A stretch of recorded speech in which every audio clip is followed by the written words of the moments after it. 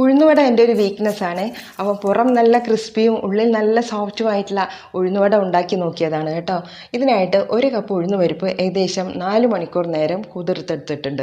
ഇത് വെള്ളം വാർന്നു പോകുന്നതിനായിട്ട് ഒരു ഓട്ടപാത്രത്തിലേക്ക് ഇട്ട് കൊടുക്കാം. കൂടെ തന്നെ 3 പച്ചമുളകും ഒരു പകുതി സവാളയും ചെറിയ കഷ്ണം ഇഞ്ചിയും കറിവേപ്പിലയും പൊടിയായിട്ട് അരിഞ്ഞെടുത്ത് വെക്കണം. ഇനി വെള്ളം വാർന്നു പോയ ഉഴുന്നുപരിപ്പ് മിക്സിയുടെ ജാറിൽ ഇട്ട് കൊടുത്ത് പൾസ് ചെയ്ത് നമ്മൾ ഇതുപോലെ ഒരു തിക്ക് ബാറ്ററായിട്ട് നമ്മൾ അരച്ചെടുക്കണം. ഇനി ഉഴുന്നുപരിപ്പ് തീരെ അരയുന്നില്ല എന്ന് കണ്ടാൽ മാത്രം അല്പം വെള്ളം ഒന്ന് തെളിച്ച് കൊടുത്ത് നമുക്ക് അരച്ചെടുക്കാം. ഇനി മാവിൽ നിന്ന് കുറച്ചെടുത്ത് വെള്ളത്തിലിട്ട് കൊടുത്താൽ ഇതുപോലെ അങ്ങ് പൊങ്ങിക്കിടക്കണം. ഇതാണ് ഉഴുന്നുവടയുടെ മാവിൻ്റെ പരുവം. ഇനി അതിലേക്ക് പൊടിയായിട്ട് അരിഞ്ഞു വെച്ച വെജിറ്റബിൾസും ക്രഷ് ചെയ്ത കുരുമുളക് പൊടിയും പാകത്തിന് ഉപ്പും കുറച്ച് കായപ്പൊടിയും കൂടെ ഇട്ട് കൊടുത്ത് കൈകൊണ്ട് നന്നായിട്ട് മിക്സ് ചെയ്ത ശേഷം ഉടനെ തന്നെ ഇത് നമുക്ക് വട ഉണ്ടാക്കിയെടുക്കാം. കൈ നനച്ച ശേഷം മാവിൽ നിന്ന് കുറച്ചെടുത്ത് കൈവെള്ളയിൽ ഉരുട്ടി ഒരു ഹോളും കൂടെ ഉണ്ടാക്കി കൊടുത്ത് ആ തിളച്ച എണ്ണയിലേക്ക് ഇട്ട് കൊടുക്കാം. ഇരുവശവും തിരിച്ചും മറിച്ച് വിട്ട് ഗോൾഡൻ ബ്രൗൺ കളർ ആകുമ്പോൾ കോരിയെടുത്താൽ നല്ല ഉഴുന്നുവട ഉണ്ടാക്കാം.